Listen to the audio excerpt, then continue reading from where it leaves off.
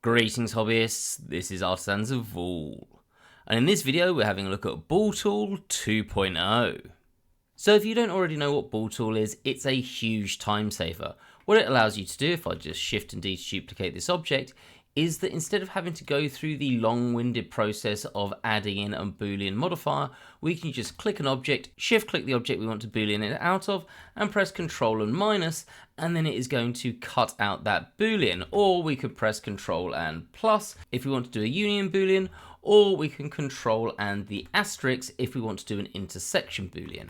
And what's really cool about this is you can do multiple Booleans at the same time. So if I shift click there and then there, it will Boolean the objects out of the last one that's selected. So a huge time saver compared to setting up these modifiers individually. Now what you might not know is that Bool Tool comes with an additional part to it, and that is called Carver, just here on the T panel. Called that because if you don't have it up, you can hit T to bring it out. And box carve is pretty nice. Effectively, you can just click on it and you can draw with it, and it's going to cut through the object. Now this instantly does a Boolean, and if you come into view, which is what this works off of, you can do it off of cursor as well, but view is generally best, you can just cut into an object really easily. Now this did have some limitations before. If I just come in here and we Control and B to bevel this, and just do a single segment bevel, trying to get this perfectly on the view was a little bit annoying. To get this flat on, oh, this does need to be in object mode. So there we go. It was a bit annoying. You could get around it. If we hit 3, go to face mode and Shift and 7, you can perfectly align yourself to a face, go into object mode, and then we can do this pretty okay. But it gets a bit tedious, and then you'll notice we're automatically in our horrible orthographic mode, so we have to hit something like 1 and then get back out of it. So great, but a little bit tedious. Now the amazing change, if we just go to Edit, Preferences and Get Extensions, is Bool Tool has updated. So we'll just update this to 2.0. Let's go back to our add-ons and type in Bool, and you can see we've now got Bool Tool 2.0. And if you don't have autosave preferences on, click Save Preferences. Now this has added a load of additional options in terms of our alignment, probably the most important of which is the surface option. Now what this means is I do not need to go face onto an object to be able to click, and it automatically aligns our Boolean to the surface. So this is already a massive improvement. The other thing that we've got here is that you've got some depth options. You have auto, which cuts all the way through. You have 3D cursor, which will cut up to the 3D cursor in that orientation. So for example, if we come here and just cut in there, it goes up to the 3D cursor in terms of the thickness, which is nice, but probably the most important one is we now have manual. So I can now click here, release, and then drag in. We can see how far it's going and click, which is absolutely beautiful. And we could do this now on here as well, without having to go into that view, which is a bit annoying to get out of. Look how good that is. And at any time, we can come back to our Boolean cutter, which is just up here, bring it back, and we can always modify this if we want to, let's say N, and change some of our sizes if I have a particular thickness that I want. So for example, our Z-axis is the one that goes in and out of this object. Now, what's really cool about this is you can see at the moment, this is not going to move perfectly. Well, it is, but it's moving from the center. We can even do things if we just come out of this and undo it, like coming to cutter and set our origin, instead of to the geometry of our original object, to the first face that's being cut.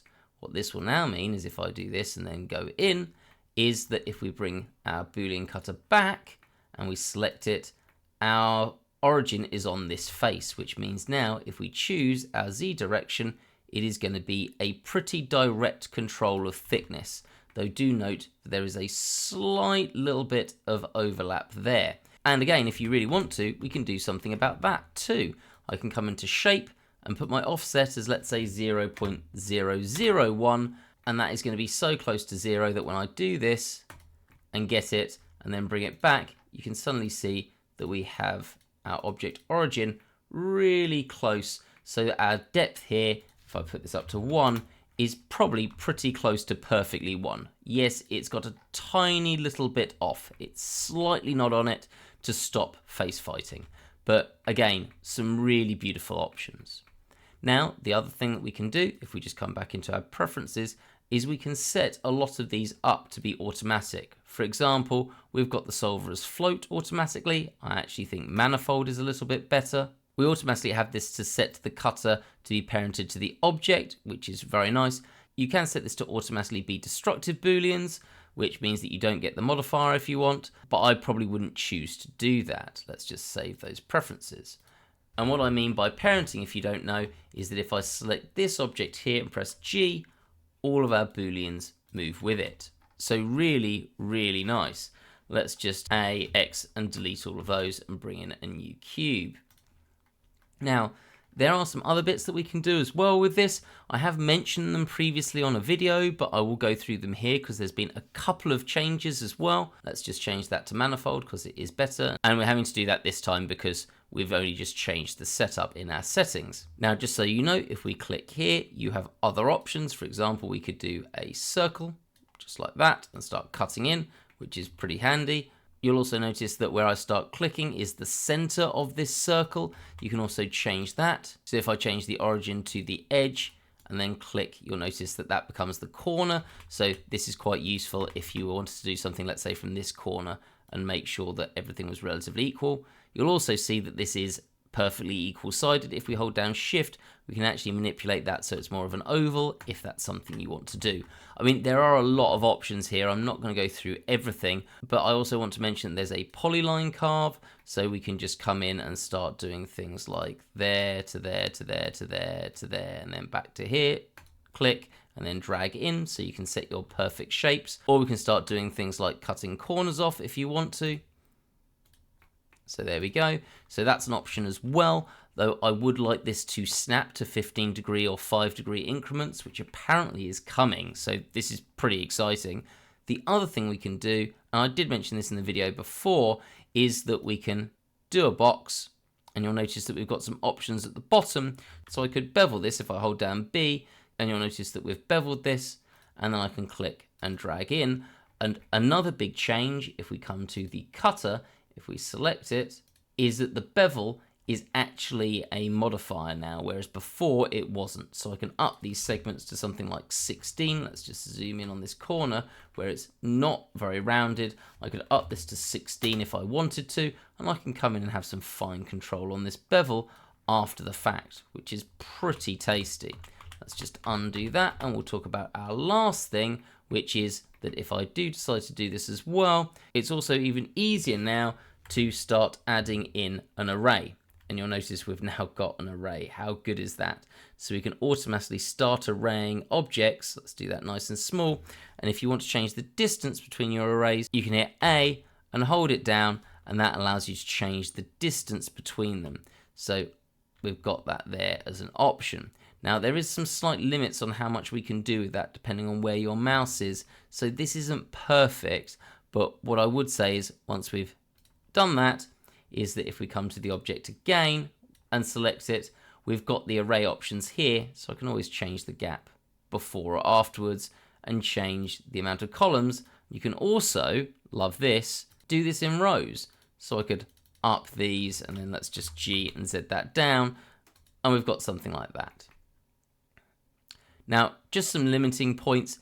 These gaps are entirely proportional, so if I do decide to go into this A, S, and Z, we can sort of affect everything as we would normally expect to, but we don't have anything that will allow us to do this based on absolute units. It's always going to be as a ratio. The other thing that I'll say is if you do want to do these, I would actually argue that it's easier to set up a lot of this stuff before you do it. For example, if I come here, I can set up my array already. So let's put that to 2, and let's put the columns to, let's say, 3. And then as soon as I start cutting, we automatically get that effect. So there we go. That was a very quick run through of some of those changes that I've noticed. But obviously this is a video, so you can go back and re-watch things as you choose to if I went through anything a little bit quick. And also I've kind of noticed more people watch the videos when they're shorter. So hopefully that's going to help with that and get people to see what is a really awesome tool. And you never hear people talk about it. Now, this is kind of a bit like, to me, a box cutter lite. Now, don't get me wrong, there's a lot that this can't do in comparison to box cutter. So definitely don't think that this replaces box cutter, but if you're still on the fence on using something like box cutter, this might give you an idea of some of the very basics it can do, but box cutter does still do quite a lot more. I will put a link in the description to a playlist on box cutter, as well as the other video that goes through Carver in a lot more detail, so you can check that out as well if this was a bit quick.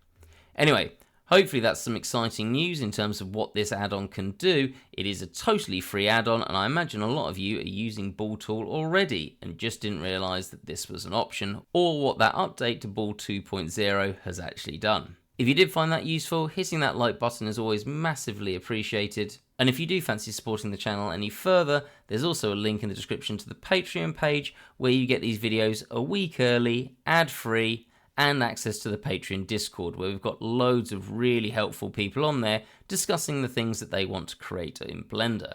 Hope to see you in the next video, and have a great day.